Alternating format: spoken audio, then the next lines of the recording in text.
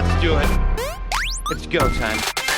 Welcome to Go Time, your source for wide-ranging discussions from all around the Go community. If you like this show, you'll love the Changelog. It's news on Mondays, deep technical interviews on Wednesdays, and on Fridays, an awesome talk show for your weekend enjoyment. Find us by searching for the Changelog wherever you listen to podcasts. Big thanks to our partners at fly.io. Launch your app in 5 minutes or less all around the world. Learn how at fly.io. Okay, here we go. What's up, friends? I'm here with Kurt Macky, co-founder and CEO of Fly. As you know, we love Fly. That is the home of changelog.com. But Kurt, I want to know how you explain Fly to developers. Do you tell them a story first? How do you do it?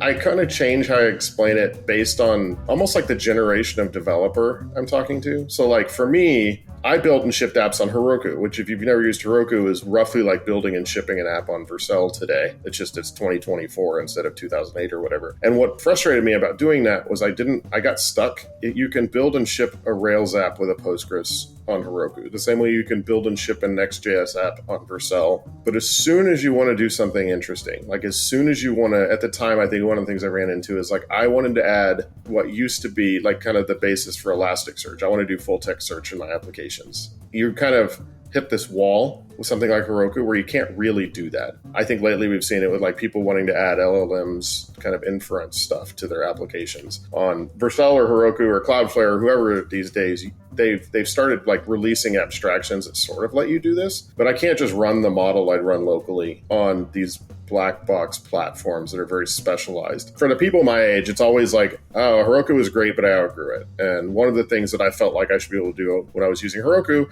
was like run my app close to people in Tokyo for users that were in Tokyo. And that was never possible. For modern generation devs, it's a lot more Vercel based. It's a lot like Vercel is great right up until you hit one of their hard line boundaries. And then you're kind of stuck. There's the other one, we've had someone within the company, I can't remember the name of this game, but the tagline was like 5 minutes to start, forever to master. It's sort of how we're pitching Fly, is like you can get an app going in 5 minutes, but there's so much depth to the platform that you're never going to run out of things you can do with it. So unlike AWS or Heroku or Vercel, which are all great platforms, the cool thing we love here at Changelog most about Fly is that no matter what we want to do on the platform, we have primitives, we have abilities, and we as developers can charge our own mission on Fly. It is a no limits platform built for developers, and we think you should try it out. Go to fly.io to learn more. Launch your app in 5 minutes. Too easy. Once again, fly.io.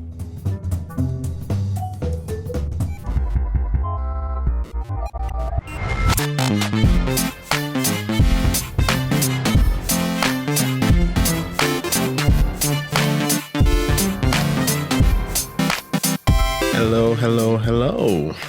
Welcome, listener, to another episode of Go Time, where we talk about Go, obviously, and Go adjacent things. Today, I'm joined. Oh, yeah, I'm Johnny. I always forget to introduce myself. I've been doing this long enough, and I always forget. Today, I'm joined by someone who definitely remembers his own name, Wesley Barry. How you doing, Wesley? Doing well. How are you? I'm doing all right. So the reason why you and I are talking today is because of an interesting journey you've been on building CLI, right? And we'll talk about sort of what you're building the CLI tooling for. But I found sort of your journey interesting because you're kind of not using sort of the standard, like off the shelf community projects to do things. You kind of went your own way, so to speak, right? So I wanted to sort of get you on the show for us to talk about sort of basically how did you crawl, walk, run your way to a usable CLI for what you're trying to build. But before we get into that, give us a little intro. What have you been up to? What are you working on? What do you work at? What that sort of thing. Sure. So I've been at this kind of thing for a little while now. My first big exposure to doing CLI stuff was back in the day when I first joined Heroku.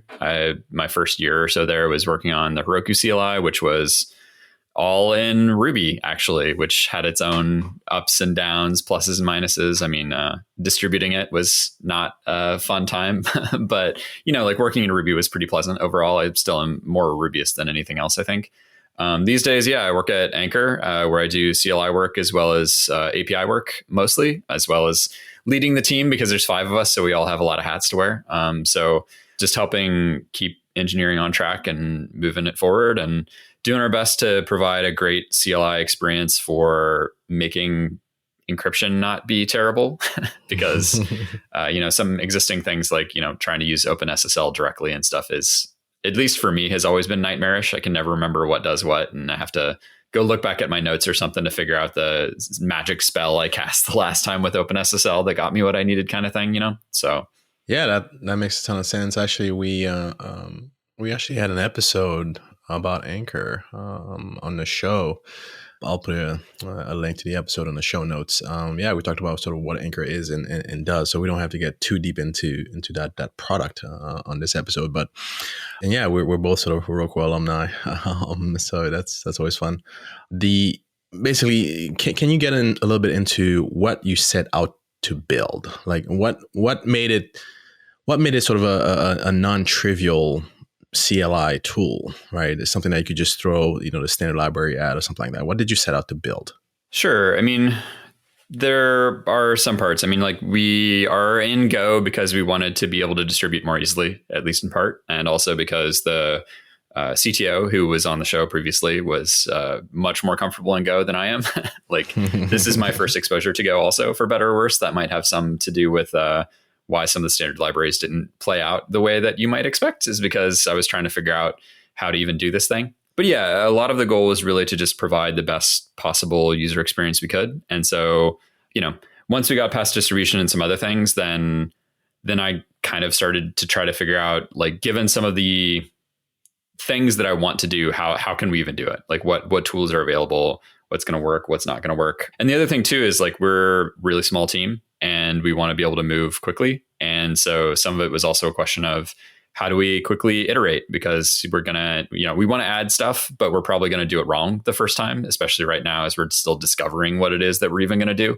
And so how do we, iterate as quickly as possible and not waste a lot of time and effort building out stuff that maybe we're going to realize was the wrong path anyway and have to throw out. So kind of all of those things came together in a way that made it challenging to just use the standard library like stuff and this, more standard based stuff out of the box. I don't know. For me, especially, I think one of the biggest challenges I had was just looking at existing bubble tea and other stuff in that space, was finding good examples of test coverage that were satisfying, that like I felt like I could emulate or use something similar. Like a lot of the examples and things from Charm and a lot of the other examples I saw just had, maybe unit tests or something, but not much that really tested what ultimately came out of the CLI on the other side. And that was an ongoing struggle. That's how we ended up doing some of the things that we did, for instance, was because we just had challenges around that. So if I understand correctly, your tests were basically given a certain input, you're expecting a certain output. You weren't necessarily testing the ability of the tooling to be able to find the right, target, to trigger the right function, to do the right thing. But basically, ultimately, if I give this input, could I test what this output was? Which it kind of sounds and feels a little bit different than sort of the regular kind of testing you would do, like to test, okay, does the right code get executed, right? But more so, do I get the right output given a certain input, and do I get the right expectation? Is that a little different? That sounds a little different, right?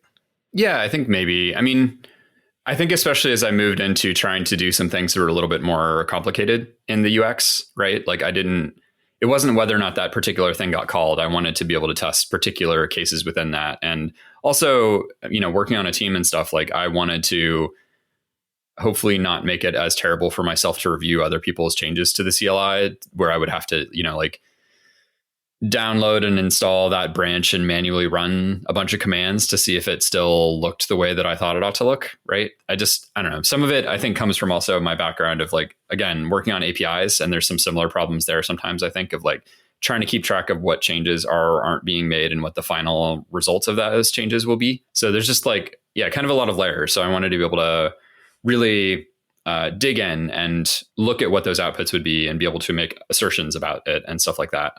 And really, drill down, nail down that UX, make sure that we don't have regressions around it, things like that.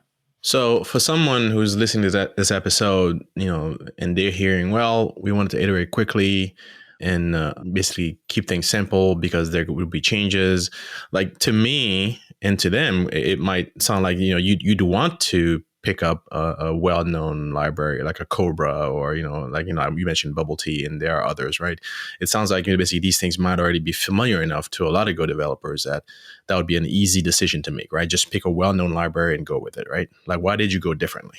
Well, I mean, first off, we do have Cobra and Bubble Tea in the app. Like we are still using those. It was more just there were some, I don't know, sharp edges, rough edges, whatever, like areas where what those were providing to us didn't quite cut it for what we were trying to accomplish, or we weren't quite satisfied with the way that they solved for it. So I think we'll get into it more deeply. Like one of the things we ended up doing relating to some of the testing stuff we were talking about was we now use a lot of golden file stuff. So we basically say, here are the different things that we expect to happen in the CLI interaction, like wait for this prompt to appear. And once it does, then type in these characters and press enter, right? And then at the end of it, we can say, okay, now take all of the stuff that happened in the display space and print it out to a file, right? And when I run this in the future, I want you to do that again. And I want you to compare against that file. And I want to know if there's any discrepancies, because if there are, we want to make sure those were intentional. We want to update the files if we need to, all that kind of thing.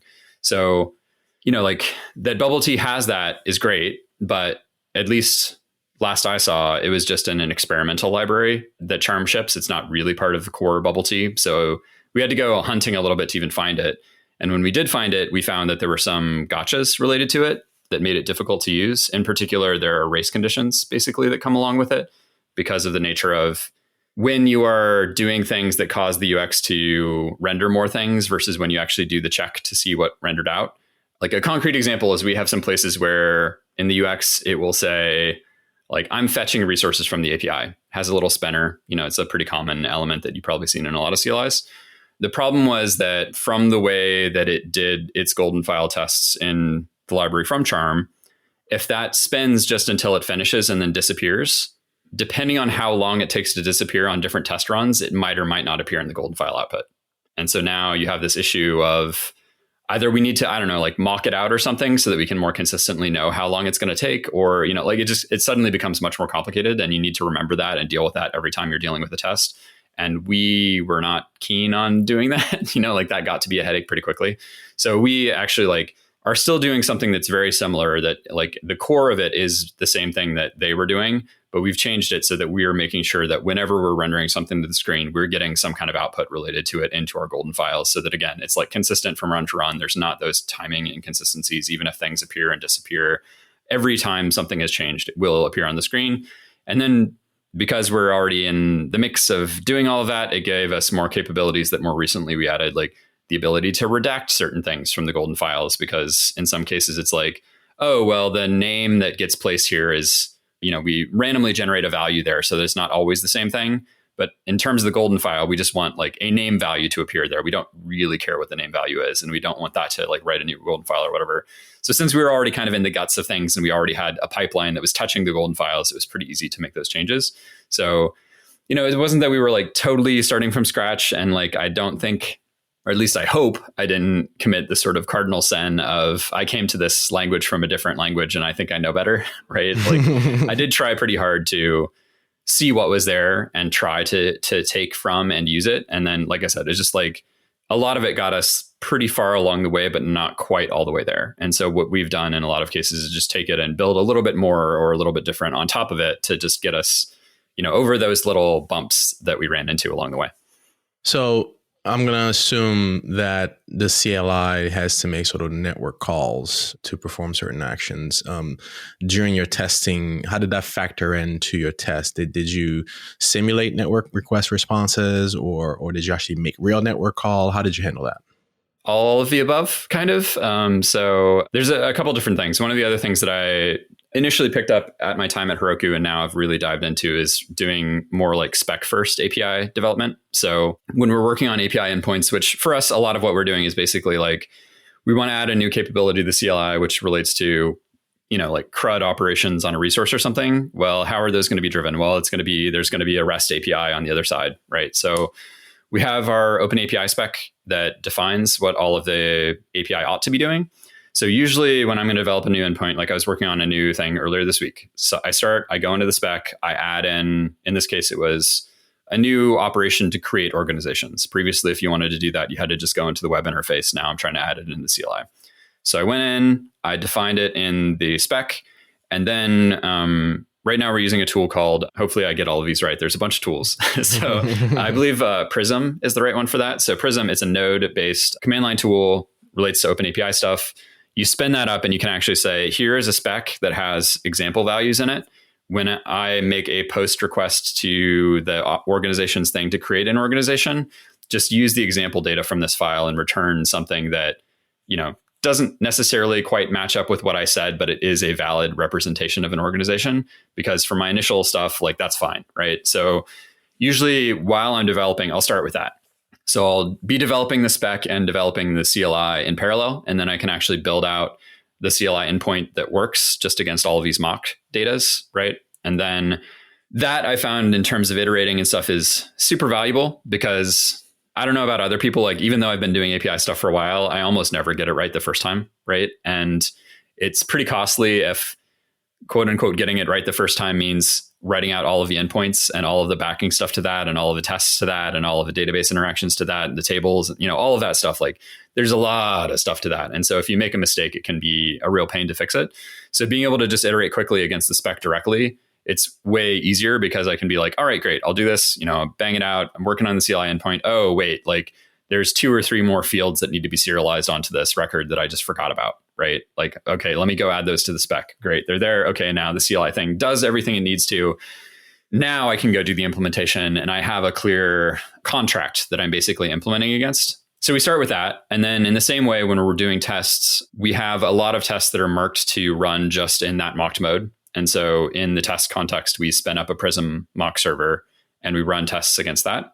Not everything works that way, because, the example I gave a second ago of like create an organization, but don't really pay attention to the parameters I pass into you or whatever, just give me back something that's technically valid. Like for some tests, that's great. That's all you really need.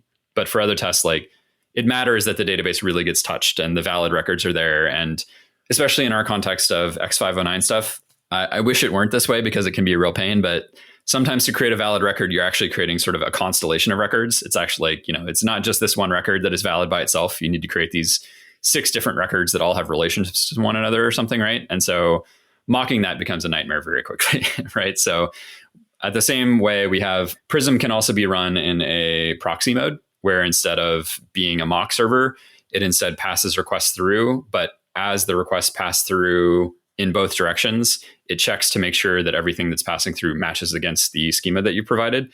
So that helps to guard us then that now we're running tests against real live stuff, creating real records or whatever. But if there's discrepancies from that contract that we've written, we'll find out about it, right? So that helps, again, to keep us honest. And then on the server side, we have some similar tooling. So our server in this case is all in Ruby that runs the API. And there's a library that's called committee that also has the schema loaded into it. It's what's called a rack middleware. So as the requests come in, it checks the request against the schema. And if they don't match, it will reject it and say, hey, you're including a field that's not in the schema. I don't know what to do with that. Like, please don't include this field, or, field is the wrong type, or, all these kinds of things that it can find out just from the schema.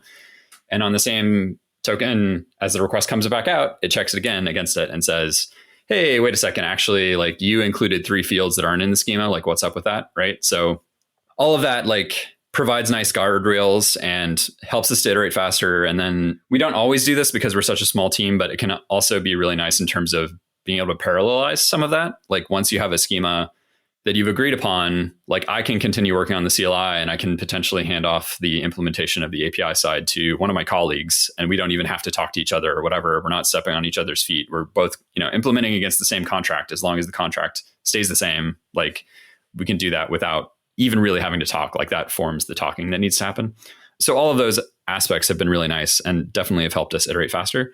Actually, like this is a whole other aside, but in some ways I wish that I had something kind of like that schema set up for CLI stuff, right? Where I could kind of define like, I don't know, somehow like what the CLI ought to eventually do or look like, because then we could work backwards from that. We could have the contract.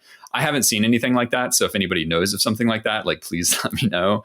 It seems harder, like because the ultimate output of the CLI is much more freeform, right? Like in the case of an API, like you're talking about JSON blobs in and out. So it seems a lot easier to define something that says like what the shape of those blobs should be, what the types should be, stuff like that, right? CLI is like a bunch of characters on a screen. So what do you even do, right? But yeah, like not having that can make it harder, right? Like there's a lot of just like guess and check. I don't know. I mean, the closest we got is, this is iterated over time, but we do a lot of sketching basically, where a sketch is, in the early days, my sketches were basically like, I would, again, former Rubyist, still Rubyist, whatever. I would write a Ruby program that was just like a bunch of print lines and stuff, basically, that more or less did something in the shape of what we wanted the CLI to do. So you could just like see it happening dynamically, because in a lot of cases, for me, at least, like that would give me a much better sense of like, does this feel right? Does this feel close to right? Does something seem off here? Does it seem too noisy? Does it seem like it's not giving enough feedback? Like, how does this feel, right? I don't know. For me, at least, it's hard to do that without a little bit of poking and prodding, some, just try, guess, check, etc. So yeah, that's been super helpful too in terms of iterating quickly.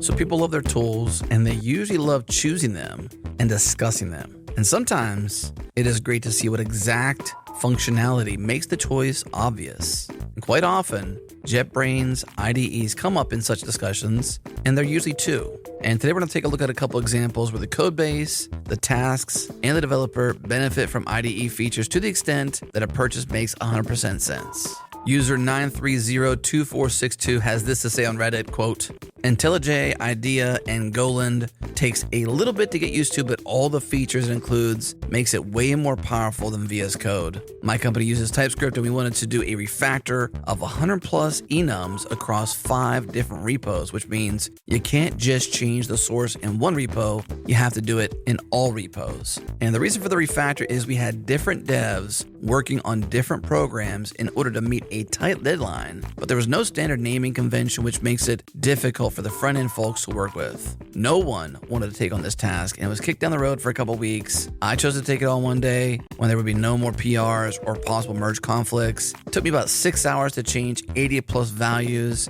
and function signatures across 5 repositories. Across those repositories, I committed changes to 135 files, including unit tests, with everything passing. Now, why did IntelliJ make this better? Why did this IDE shine? The search functions and refactoring ability are absolutely amazing compared to VS Code. Day-to-day use where you write 100 lines or more of code a day, not much of a difference, but when you need to do a lot of stuff fast and perfectly, IntelliJ is the winner every time. Side note, out of 25 plus devs, I'm the only one that uses IntelliJ, and when they saw those huge PRs, I looked like a god. They were completely amazed by it, even though in reality, I'm a slightly above average developer. So the $200 license that I pay for personally for IntelliJ saved me lots of hours, and I look really good to my company, which means for year-end review, it should help me boost my annual increase. So IntelliJ will actually put more money in my pocket because I can take on tasks that others see as impossible or just really, really hard. Now, regarding Go specifically, I do use it all the time in my own projects, which are all Go. Similar setup with the multiple repos and about 10,000 lines of code, which I have written by hand. So if I want to do a Saturday afternoon refactor of my code, it's really easy to do and doesn't feel like I have to climb a mountain. I can just drive up it. It still works, but there's way less mental resistance when it comes to making things better. That's why I choose JetBrains IDEs, end quote. Okay, a good next step is to go to jetbrains.com/go or jetbrains.com/idea. Either of those two IDEs are amazing. One for Kotlin, one for Go, both amazing. Once again, jetbrains.com/idea or jetbrains.com/go. Enjoy.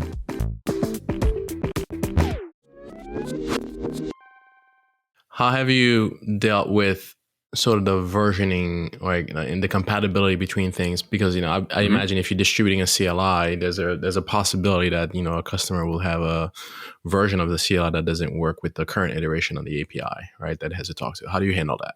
It's a work in progress. In the very early days, we just said we have a small enough user base or whatever. We're okay with just kind of moving the API and the CLI forward in lockstep, where basically we can just have I mean, in the very early days, we just had where the CLI wouldn't allow you to run commands if you weren't on the latest version, right? That's the very brute force way of just like it forces you to upgrade. Yep. Hey, you aren't on the latest CLI. Sorry, you're going to have to upgrade before you run this command, right?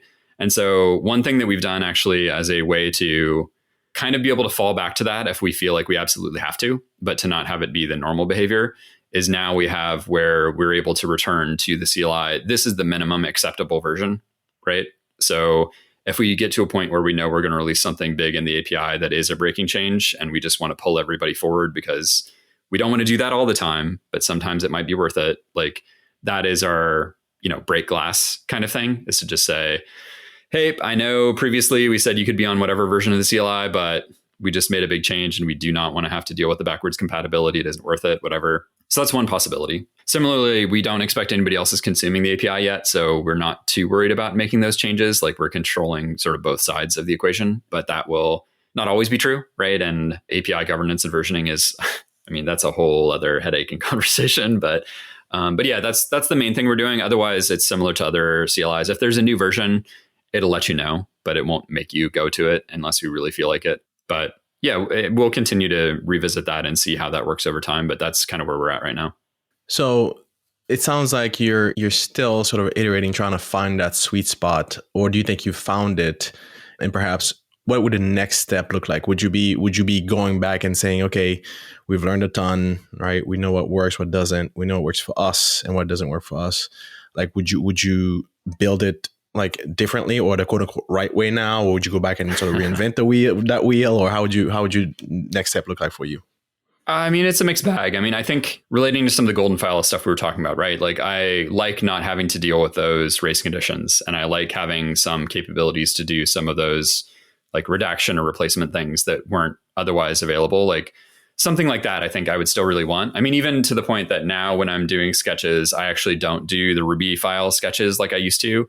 I actually will just like basically handwrite golden files. I find that is like a format that all of us are relatively used to. And again, in terms of being fast and easy and cheap, like it's faster and easier and cheaper to edit a text file than it is to write a Ruby program that sort of kind of spits out something that almost looks like the CLI, but always was kind of imperfect and things anyway. So those things were nice. There are other parts though where it was a pain. Like as you imagine, like as we sometimes deviated from the golden path, the expected standard stuff, like good luck finding an example of how to do something when you wrote your own thing yourself, right? You're not going to go find a blog post or tutorial or something. Like there were some parts where it quickly became pretty painful because we just had to figure it out. There are still some gotchas related to that I'm guessing it has something to do with how we've done something wrong. Like one that's continued to be a pain is, Cobra does command line like flag parsing, right? And so somehow in the way that we've set up our test suite, it doesn't really play nice with the normal flags that you pass to go test, right? So like we basically just can't use those flags because if we try to basically we've gone back and forth and tried different things. Either we mess up the actual Cobra tests or we mess up the go test flags. Like one or the other doesn't play nice, right? Like we just like have tried a number of things and had a real struggle to get both to play nice next to each other. I'm guessing, again, we must have just done something wrong, right? But like, I don't know how we got there, but we haven't been able to like find our way back. So there's some of that. I think also, as is, frequently a problem that folks run into, like there's a few places where we have some abstractions into generics and things to try to make things simpler that I'm not sure succeeded at making things simpler. Like there's maybe less code duplication than there would be otherwise, but boy, when something goes wrong, it can be so much harder to actually understand what's going on and how to fix it versus, just having more duplication, having more boilerplate, that sort of thing. Like, not that we should never do the generics, but I think there's a few places where I'm like, I wish we would have waited a little bit longer because I think we would have been better off maintaining 2 or 3 parallel implementations of this for a little bit longer until we had a stronger idea of exactly what the abstraction should be like. So, there's some of those things, but I think some of that would likely have come along even if we hadn't deviated as much from these common things. The other thing too is like some of this question you would have to ask Ben, the CTO that you guys had on before, because he just doesn't like the way that Cobra and Bubble Tea did certain things. And so sometimes that's influenced what we did too, of not that it isn't there, not that it doesn't technically work, but just like it isn't how he would do it. Right. So there's a few things that I think we've kind of gone our own way a little bit just because like he would prefer to have it be a little bit more, just structured a little differently, factored a little bit differently, that kind of thing. So is the API, how much effort do you put into having the API, or rather the CLI, I should say, sort of help somebody who's learning to use a CLI, who wants to use a CLI to interact with their accounts and whatnot? Is it self-documenting? Like when you try to do something, does it tell you, what you're doing wrong or something like that? Or do you need to have sort of a README or a guide or a documentation site hand in hand to be able to use it properly? Sure. I'm definitely not a documentation site alongside as much as possible. I've pushed, I think, extra far in the other direction, I might say. So we've done a lot of things that, I don't know, I think are interesting and compelling that relate to that. So like a really concrete example that like has bugged me with other CLIs is in our CLI, stepping away from CLIs even, like if you go to a website and you try to go to a page that requires authentication and you're not authenticated, like I think we're kind of used to like what happens, right? Do you just see a page that says, you're not authenticated, please go solve this problem and come back to us when you're done, right? No, it redirects you over to the sign in page, you sign in, and then it redirects you back to where you were and you continue on your way, right? But somehow, and like that never came to CLI land. Like most CLIs that I've interacted with, you try to run an authenticated command and it's like, hey, you're doing this wrong. Like maybe go check the manual or something. Like you're not signed in. Like please go resolve this problem and come back to us when you're ready, right?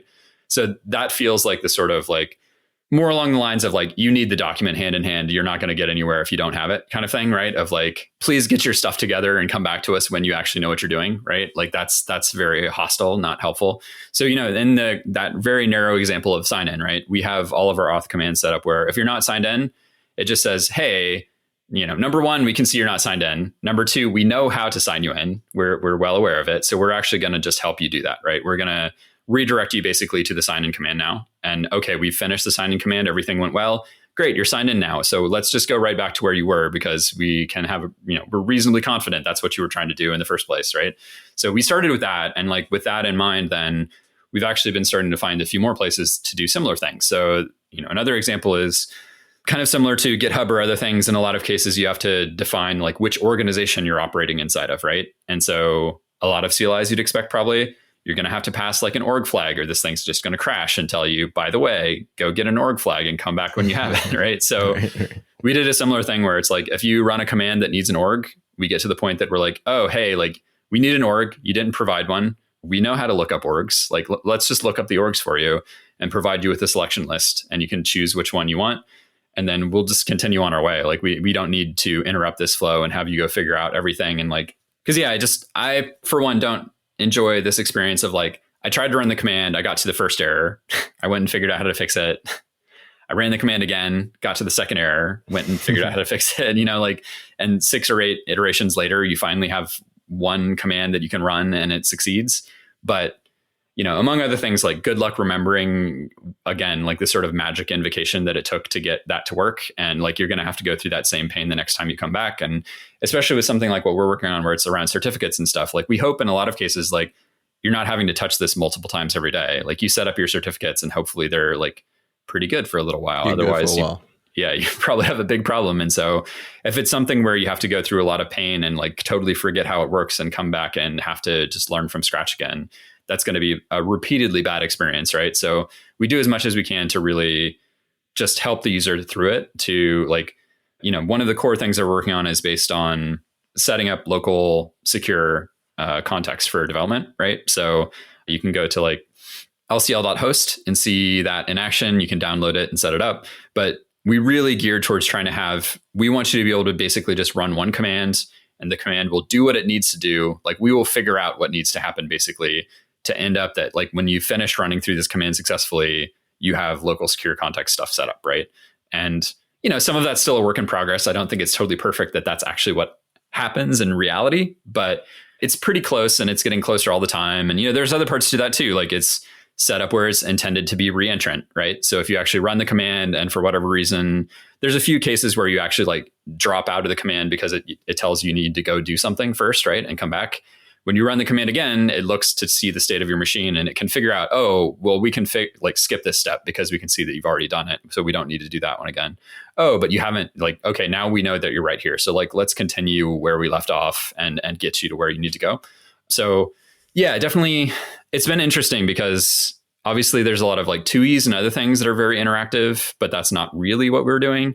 So it's like somewhere in some ways in between traditional CLIs and a full-on 2E experience. Like, I don't think we want to go to full-on 2E, but like within the CLI context, we want to help you along. We want it to be a more interactive experience. Like, we don't want it to just be, again, get all the flags right from the start or, try again, right? We want to say, let's really help walk you through this. And if we have questions or you need to answer something, like, we'll give you a chance in line to do that, right? I mean, you can also run it with all the flags if you want to do the hard mode, right? But like, I don't feel like that's like what is required of anyone, right? So yeah, just continuing to explore that, I think. And I don't know, I really like this idea. This is something that, like, kind of in some ways an idea that I originally had when I was at Heroku, even of like, we've seen in the browser and on phone apps and other things, all of these leaps and bounds in terms of how interfaces can or should work and how pleasant they can be and other things. And like a lot of CLI stuff just felt really stuck in the past. And so there's been a lot of places where I've just been sort of like,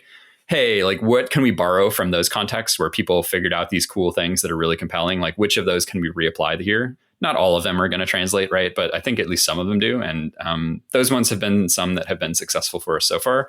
And yeah, I'm excited, I guess, to continue to explore that space and like, what can we bring to this? How can we make it better, smoother, easier, so. Yeah, definitely we'll have the link to your article, which, I went through and it was sensible. Like there was nothing I was looking at. And like, obviously I wanted to understand sort of why sort of kind of semi-roll your own thing, right? As opposed to leveraging existing things. And yeah, some of the thinking there seems reasonable to me. And I'm looking forward to seeing what else, basically to continue documentation of this journey and whatever you end up with. Hey, maybe who knows? Maybe it becomes a new way of doing things or an additional way people can have as a sort of point of reference. At the very least, basically, you'll have your reasoning for why you want to deviate from the norm, right? Sure. I do want to circle back to sort of the Ruby to Go transition for you in particular. How was that transition for you? Better parts and worse parts. I mean, there's definitely, in the Ruby context, I was much more comfortable. I'd been doing that for a much longer time, right? So just anything new is going to be a challenge. Mm-hmm. But I think, there's some big, I don't know, I at least perceive some big differences in terms of how the philosophy, I guess, of Ruby versus the philosophy of Go in some cases. Like, Ruby is about, making things simple, intuitive, whatever, even if that means that there's, 10 different ways you could do something because different people have different intuitions or whatever, right? Versus in Go, in a lot of cases, they're sort of like, no, there is one way that you ought to be doing this and we're not going to support the other ways, right? Like that's seems to be pretty common, at least in terms of, Go standard library and stuff, right? Or, people will be like, how would I do this? And the response will be, you shouldn't, right? Which is not what I would expect in the Ruby community where, it's more like, oh, I don't know, like here are some possibilities or something, or maybe, we'll even add some implementation to do that. And I don't know, in some ways I feel like they both potentially lean too far in different directions, right? Like somewhere in the middle is maybe ideal, but that was a big difference. And then, like there's some stuff that you probably would imagine, like in Ruby, metaprogramming is much easier. And so in a lot of cases you do that more quickly and maybe too much again. But on the Go side, like how much boilerplate there sometimes is like still amazing to me, I guess, now that I have a like snippet for it, it's not as bad, but this sort of like, if this return value is an error, then do something else kind of thing that I had to like put everywhere was like, wait a second, why do I really have to do this?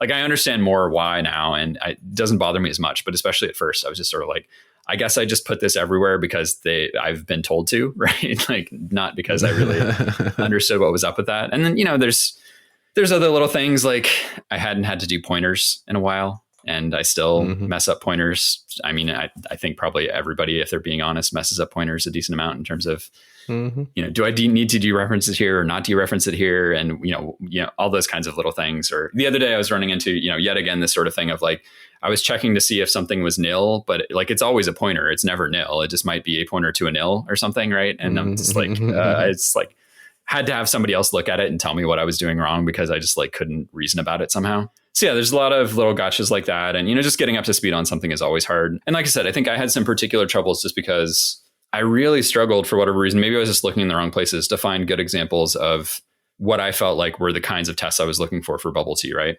And like, that's what I usually do is like, if I'm learning something new, I like to go and look at prior art, especially if it's a space that I'm not familiar with, to see like there are smart people that have worked on this before. I don't think I'm going to come up with the best thing just off the top of my head, so yeah, it was hard. And then, like I said, when we then went off the beaten path in some cases, like not having those examples to draw upon was tricky, but Right.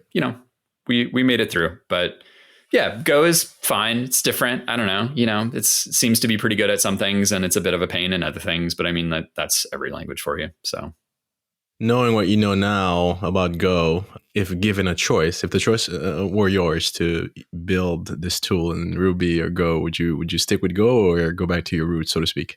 I mean, Ruby still has distribution challenges for sure. Like in terms of like how do people install it and run it, and it's interpreted, so they're going to have that interpreter. And like, I guess if mine is the only Ruby program you're running on your machine, that's fine. But as soon as you're now trying to maintain that across potentially many programs and need different versions of Ruby, like it gets to be a nightmare really quickly. So not a good experience.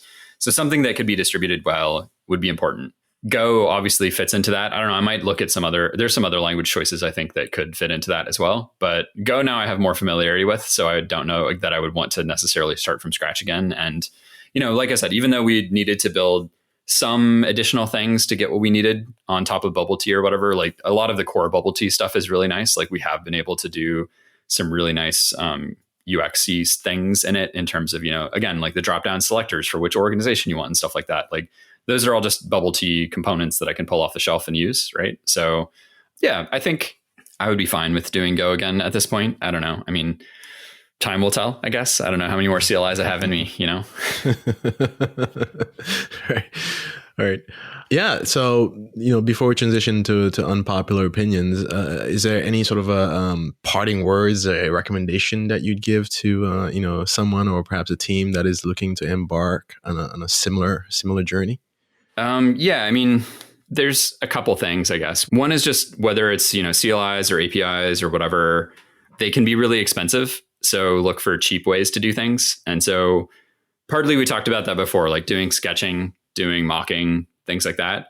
But another one that I feel like is not always obvious to people is like, I think for me, I feel like a lot of what I do is really informed by kind of trying to become a connoisseur of APIs and CLIs, right? So like I've made an effort to go write a bunch of API clients against random other APIs, like especially back in the day in Ruby and Fog, I wrote a bunch of IaaS provider stuff, right? So a bunch of different AWS services, Rackspace services, OpenStack, Azure, like the list goes on and on to a degree that is painful to me because I still have to maintain some of them, but a lot of different things, right?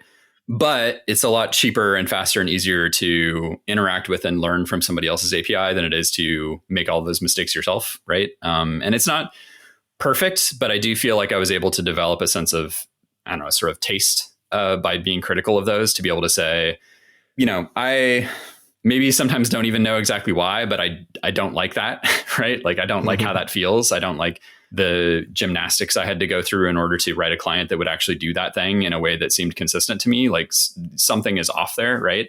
And it helps you to not walk into those things yourself when you're going on to design something. Like you don't get that many swings at making an API in your career, probably because they take a long time, and most companies don't need a dozen of them or something, right? Like you just get a few chances. So whatever you can do in other ways to keep refining your chops, I think is really valuable. So yeah, I still like looking at other APIs and thinking about what they did or didn't do and why and how I might do it. And it's the same thing with CLIs. Like I learned a ton from looking at GH, the GitHub CLI, which also is in Go, also uses Bubble Tea and other things. Like I've looked a bunch of times at how they do their testing, for instance, right? Because that was much closer to what I wanted, but also very specific to their use case and has a very complicated like test harness that gets set up because of all of the things that they need, that I didn't feel like duplicating all of that was going to be a good situation for me, but still learned a lot from looking at it.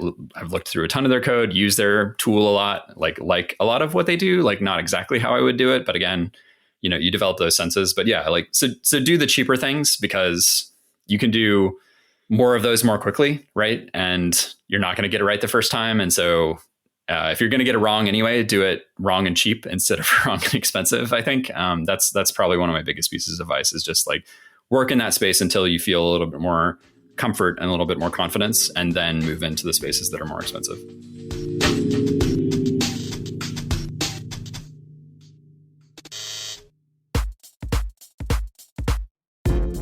Well, I'm here with a good friend of mine, David Shu, over at Retool. Big fan of Retool. Big fan of internal tools built with Retool. But David, not everybody knows how to use Retool.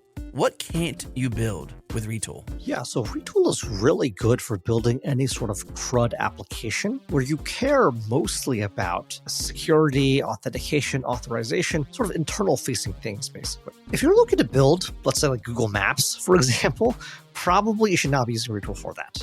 Go write some custom JavaScript or React, in order to go build a really complex application like Google Maps. But if you're looking to build a CRUD app, Retool's great for that. And what we see especially is that backend engineers who have less experience at the front end or less interest in the front end really gravitate towards Retool. Because for a backend engineer, sometimes all you want to do is you want to get a form and type your database, test that it's working. You want to go test that API, for example. And spinning up a quick app in Retool is so much faster. They're trying to go learn React, learn Redux, learn state management, learn all these different parts of the front end stack that it's gotten so complicated. And so I think that backend engineers in particular really gravitate towards Retool for building fast CRUD apps. Okay, friends, the best way to build internal software is by going to retool.com. You can seamlessly connect databases, build with elegant components, and add your own code on top. You can accelerate mundane tasks by not learning React, not learning Redux, and freeing up the time you need to work on the things that matters most. Once again, retool.com. Start for free or book a demo. Retool.com.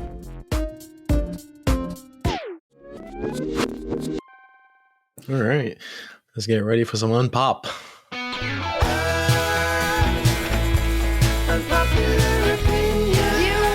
I actually think you should probably leave.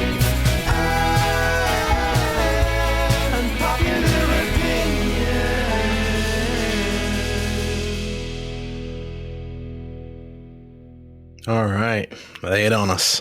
All right, I got a couple of CLI related ones. I didn't know how if they would be sufficiently spicy, so I got a couple tries. We'll see if we got one. The first one, kind of relating to stuff that I've been working on, is I feel like for a lot of things anyway, kind of talking about the Linux approach, the small sharp tools kinds of things.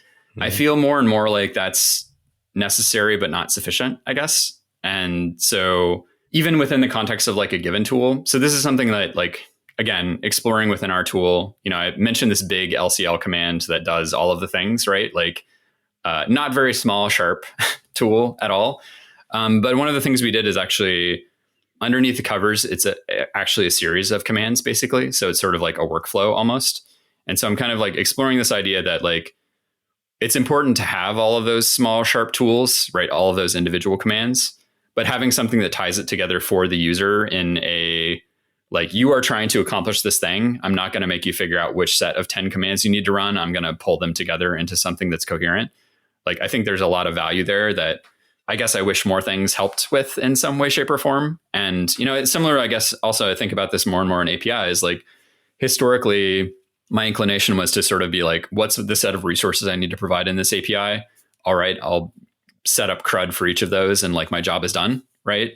But more and more, it's I don't think it has to be either or. I think you can have that, but also then potentially have some API endpoints that represent, again, a workflow kind of thing or something, right? That actually pull together what otherwise would be 3 or 4 operations, because it's super common for people to do these 3 or 4 operations together. And why should they have to always wire them separately? And, if that is something that people commonly want to do, maybe help them do it a little bit faster and easier, right? And so anyway, I don't know is that sufficiently unpopular? Is that sticking out enough? I mean, I do want to pull out on that thread a little bit. Sure. Because I keep thinking of sort of the example you gave before, where if you didn't provide an org flag and pausing to ask you, or rather creating some sort of interactive feedback mechanism within the CLI that says, okay, I'm not gonna blow up, right, this command, the whole you get it right the first time, or I completely exit kind of thing. I'm gonna ask you for the detail and then keep going. To me, that's that interactive mode perhaps could be the default. But if you're gonna be a good sort of citizen, right, within the world of the, small, sharp tools, of the Unix philosophy, right, of basically, knowing that I could pipe, right, the output from some other, command Sure. into your CLI, right? Like, obviously, I don't want the interactive mode in Right. that sense, right? I want the one shot, either get it right, and I need to make sure I provided everything, or fail, kind of thing. Perhaps if you know your CLI, if you're building a CLI tool that can be used or in either sort of context, right? The one in the interactive mode, right, whereby I'm the user learning to use the tool and you're walking me along. But if I have a more advanced use case where I expect all the values to be there, I know what should be passed in, I know what the flag should be, and if I don't pass something, right, I want that failure. Having that option, I think, could be the best of both worlds, right? Yeah, and I think that this is one place where I've also butted heads with my CTO at times, is like, I totally agree with what you just said. I don't know that I feel like every command within the CLI has to support both use cases, though.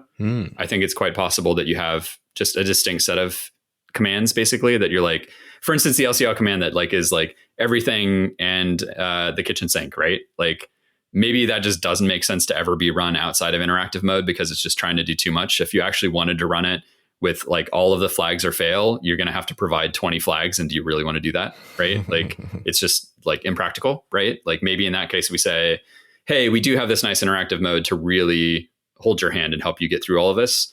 But if you're an expert, like, here's the breakdown of the 10 commands that get run. Like, maybe you just want to run those yourself, right? Or maybe there's some commands even that like don't have an interactive mode at all. Like, right? Like, a kind of analogy that I've thought of is in the GH case, the GitHub CLI, they have all of these nice commands that do a lot of like nice high level stuff, right? But then they actually have like an API command where basically you can use it as a low level API client and tell it to just run a thing and give you back JSON, right? So, like, that's an example of like, the API style commands are very low level. That is much more expert mode. Like, that's probably even too low level maybe for a lot of people. But like that kind of thing of like, again, it's like this necessary but not sufficient. It's like, I want to have all the low level things that you can reach into and like just use those if you want. But I also want to have the high level things. But yeah, I think like there've been a few times at least where I've already felt like it would be so hard for me to provide a really nice experience for both of those use cases in the context of this one command. Like, do I really have to do that? Is that something I need to tie myself to? Or can I just say, hey, sorry, this command is intended to be really nice in the interactive mode, but we had to make trade-offs in doing that make it not really work outside of the interactive mode. So like, if you want to work outside of the interactive mode, we do want to provide that to you. Here's how you go get that. It just isn't this thing, right? Like, it's kind of like a both and, not an either or situation, if that makes sense. Yeah, that seems sensible. Yeah. So what's your second take?